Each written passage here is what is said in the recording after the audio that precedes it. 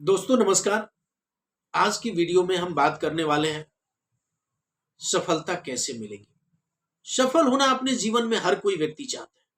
कोई ऐसा इंसान नहीं है धरती पे जो सफल होना नहीं चाहता। लेकिन क्या हर कोई अपने जीवन में सफल होता है? नहीं। क्यों नहीं होता?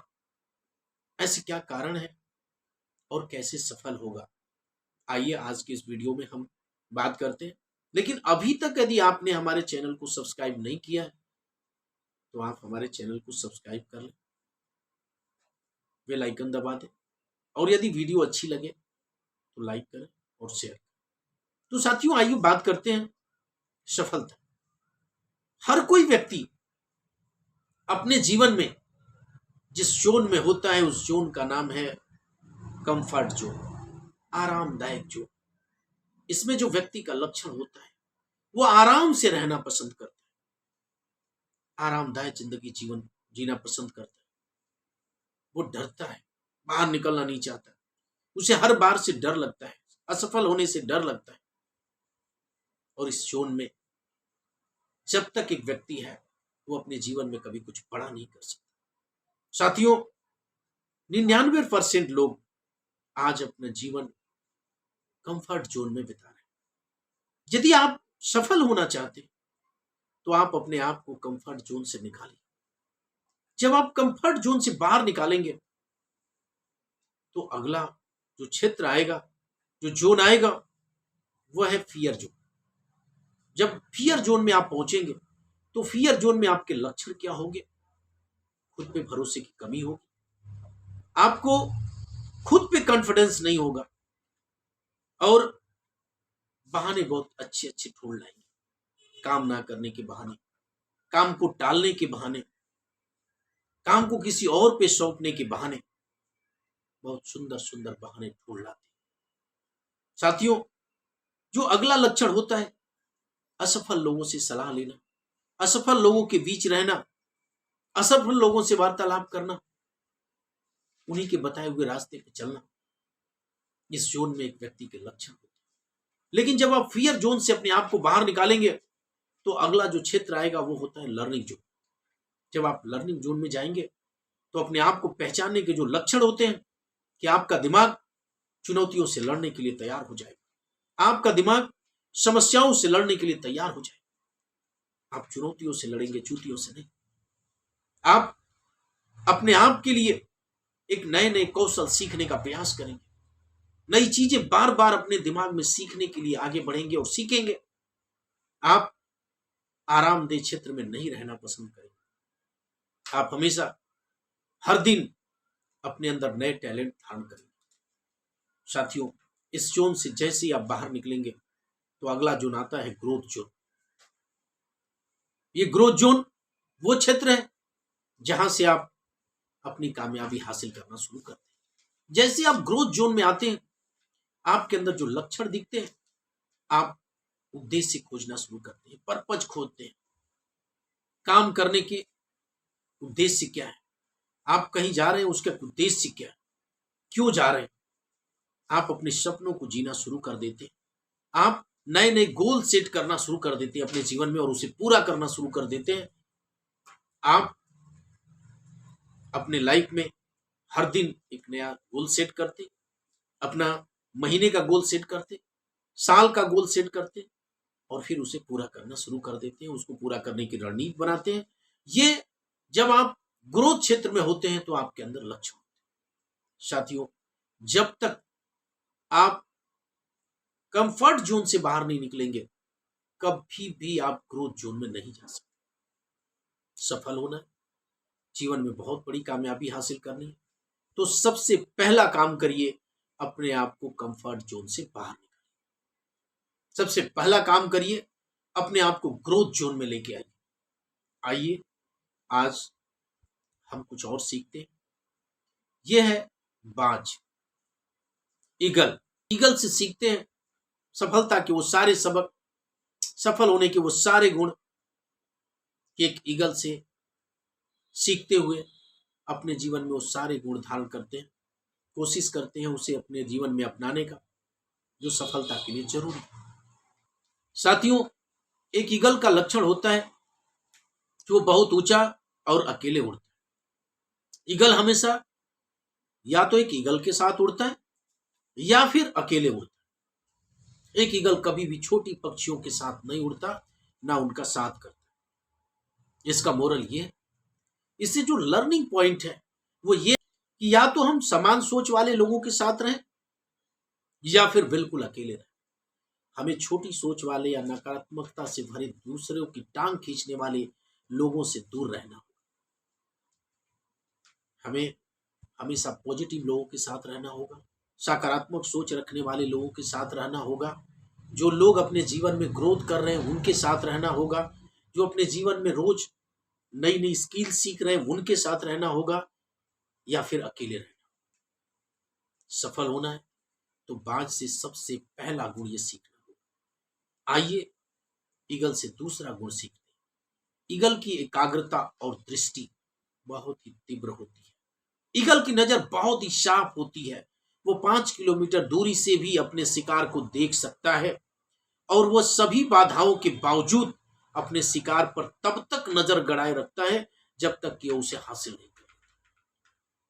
साथियों, इसका मोरल ये है, इससे जो सीखने का पॉइंट है कि यहां हमारे लिए दूसरा महत्वपूर्ण लर्निंग यही है कि दूर की सोच कर अपना लक्ष्य निर्धारित करें और एक बार जब अपना टारगेट सेट कर लिया तो फिर हम उसे पूरा पीछे मुड़ के ना देखें, उसे हासिल करके ही दम लें।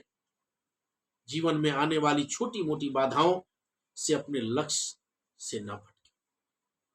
अगर आपके जीवन में छोटी सी बाधा आ रही है, कोई समस्या आ रही है, कोई रुकावट आ रही है, तो अपने लक्ष्य से कभी भी पीछे ना हटें, चाहे समस्या जितनी भी बड़ी हो। अगर एक बार आपने लक्ष्य बना लिया तो फिर उस लक्ष्य को भेदने के लिए पूरी ताकत के साथ, पूरी तन्मयता के साथ, पूरी हिम्मत के साथ आप आगे बढ़िए और लक्ष्य को भेद डालिए।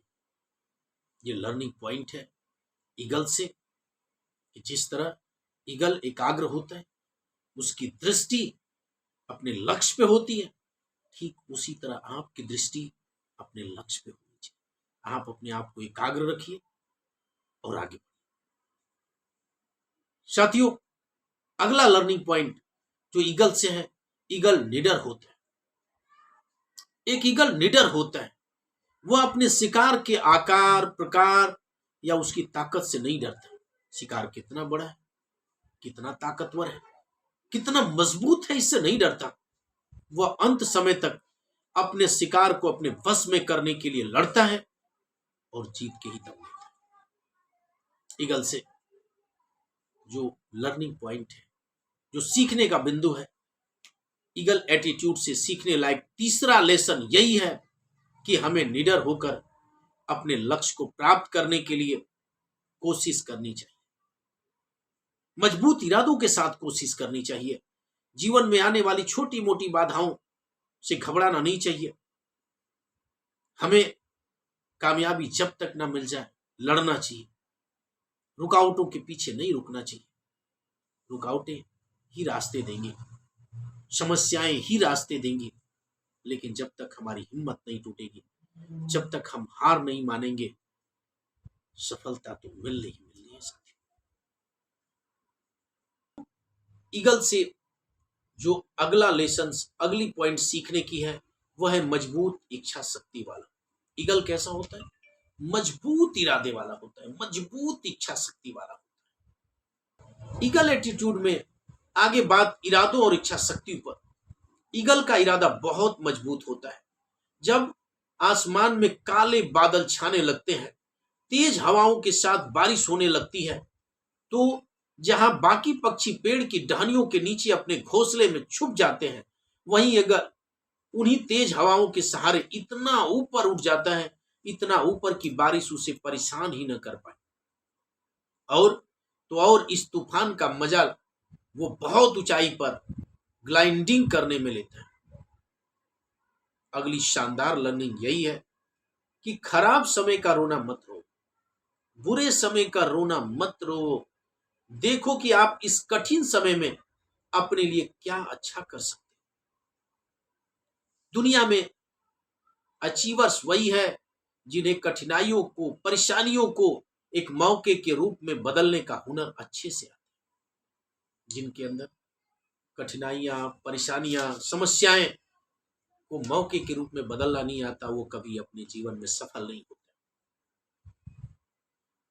शिव खेड़ा साहब ने लिखा है कि एक सफल व्यक्ति उसी हालात और उन्हीं परिस्थितियों को अपने कामयाबी का कारण बनाता है, जबकि एक असफल व्यक्ति उन्हीं हालात और उन्हीं परिस्थितियों को अपने नाकामयाबी का कारण गिनाता है।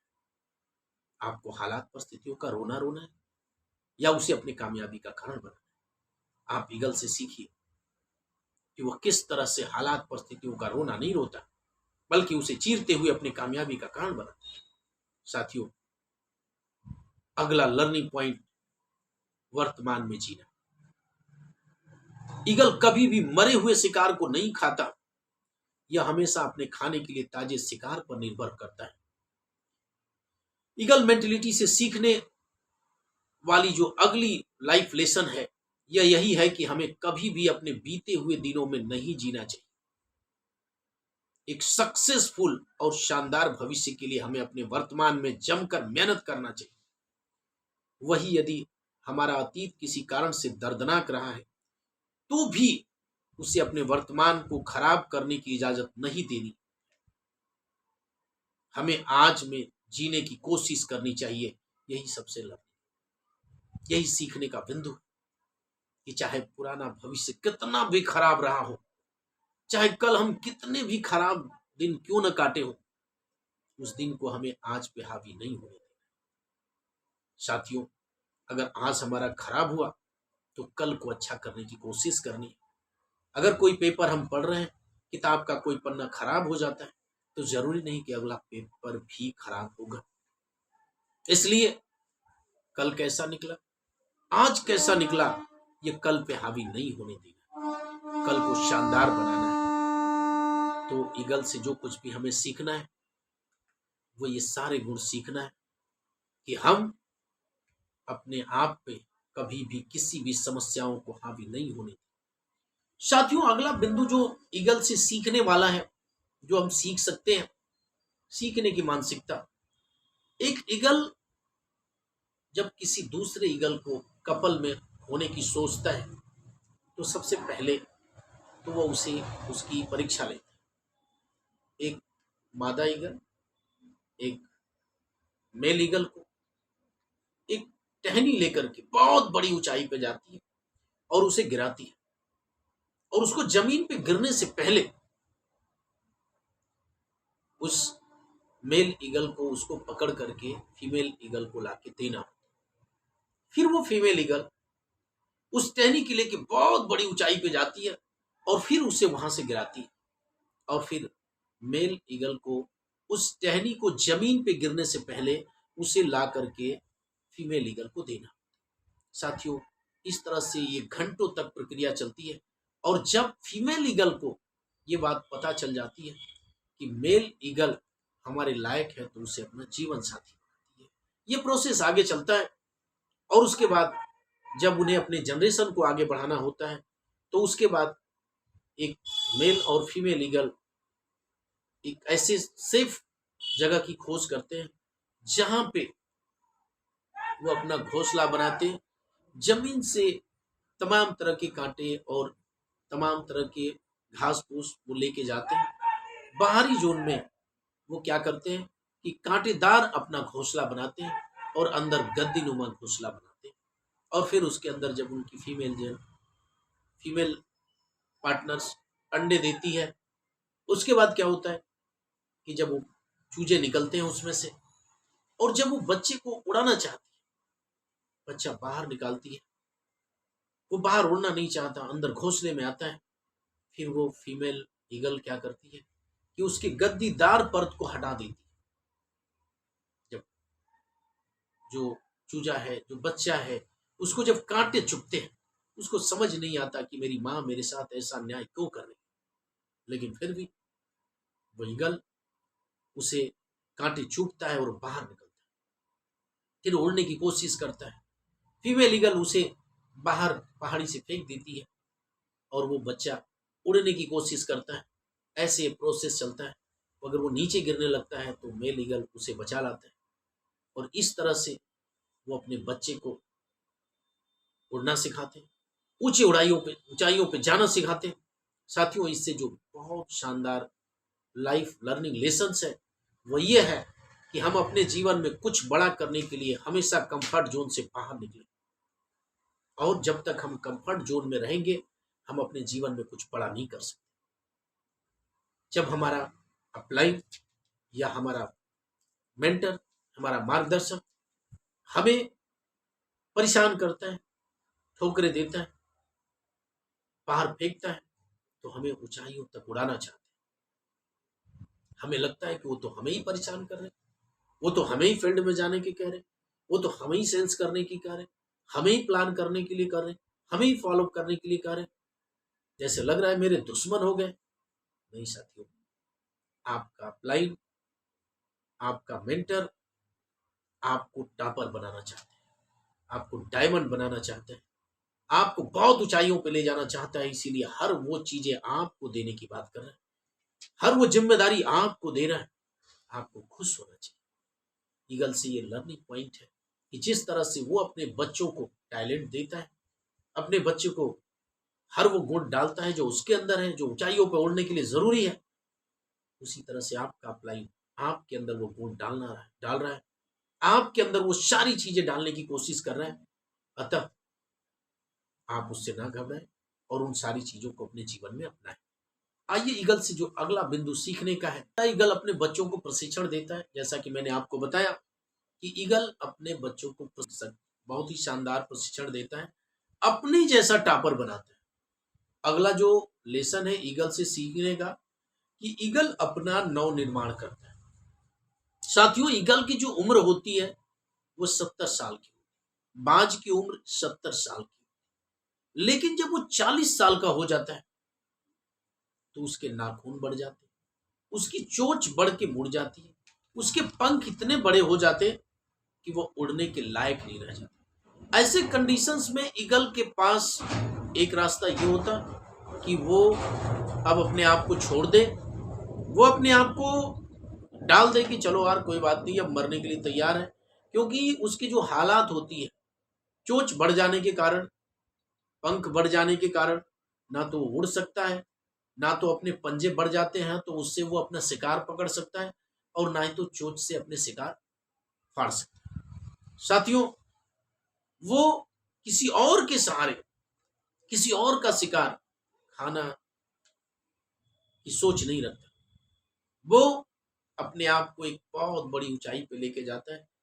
उस पहाड़ी पे जाकर के वो अपने पंजों को पत्थर पे मार मार के तोड़ डालता है, अपने चोंच को मार मार के पत्थर पे तोड़ डालता है।